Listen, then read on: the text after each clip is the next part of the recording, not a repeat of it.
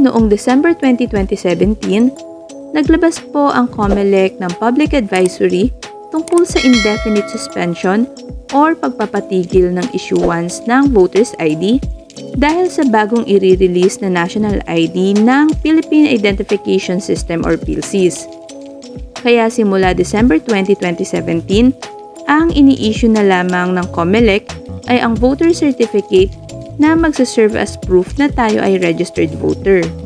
Dahil sa issue na kinakaharap ng National ID, mayroon naman pong good news para sa mga registered voter.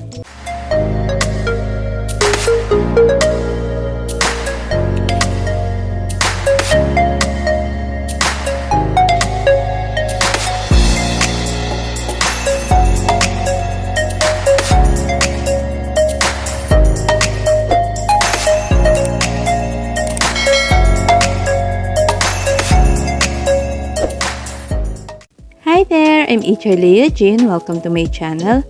For today's video, magbibigay ako ng latest update tungkol sa status ng nationwide issuance ng Voters ID.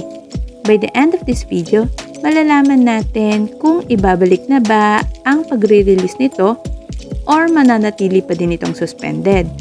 Kung bago ka pa lang sa aking channel at interested ka sa ganitong klaseng video, don't forget to like, subscribe, and hit the notification bell para updated ka sa aking latest video. Ang Voters ID ay isa sa mga government valid ID na maaari nating gamitin para ma-verify yung ating identity.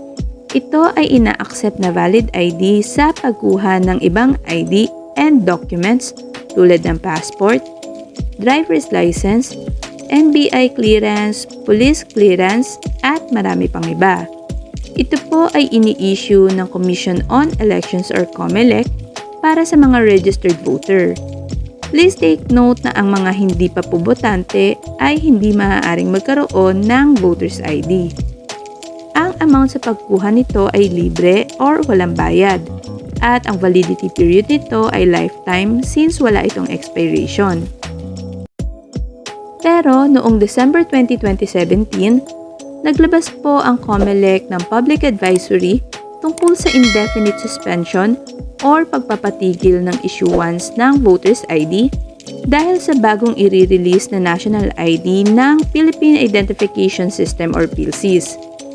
Kaya simula December 2017, ang ini-issue na lamang ng COMELEC ay ang voter certificate na magsaserve as proof na tayo ay registered voter. Noong 2018 naman nag-start ang rollout ng National ID. Pero hanggang ngayon ay marami pa din ang hindi pa nakakakuha ng kanilang mga National ID. And recently, nag-decide na ang Bangko Sentral ng Pilipinas or BSP na i-terminate ang contract ng supplier ng National ID dahil sa delay ng paggawa ng mga ID at sa hindi nito pag-comply sa timeline na nakalagay sa kanilang kontrata.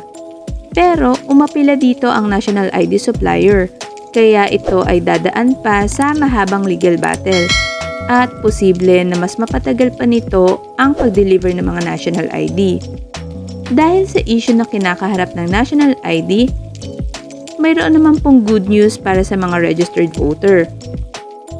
Dahil according kay COMELEC Chairperson George Garcia, sinisimulan na ang discussion sa muling pagbabalik ng issuance ng Voters Identification Card or Voters ID. At ayon sa kanya, dahil sa madami pa din ang hindi pa nakakakuha ng National ID, hopefully bago matapos ang taong ito, ay masimulan na ang issuance ng Voters ID. Nabanggit din ni COMELEC Chairperson George Garcia na ang unang i-issuehan ng Voters ID ay ang mga Overseas Filipino Workers or OFW. Sila ay magbibigay ng initial batch ng mga ID sa mga OFW na hopefully ay mayroong 32 security features. Paalala lang din po na huwag pong tangkilikin ang mga nag-aalok ng mga online ID assistance dahil ito po ay peke at hindi po yan tatanggapin as valid ID. Pag nagkaroon ng panibagong update tungkol sa issuance ng Voters ID, gagawa po ako ng another video tungkol dito. Kaya make sure po na nakasubscribe kayo sa aking channel at i-hit ang notification bell para ma-notify kayo once uploaded na yung video.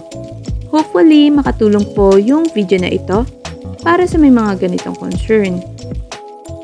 For more tutorial videos na gaya ng mga nasa screen, you can visit my YouTube channel to watch these videos.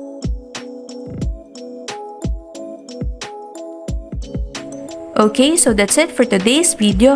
Kung meron kayong questions or clarifications, just comment down below. And don't forget to like and subscribe to my YouTube channel. Para naman sa mga mas detailed na questions or concerns, you can reach me sa aking Facebook page at huwag pong kalimutang mag-like at i-follow yung aking page.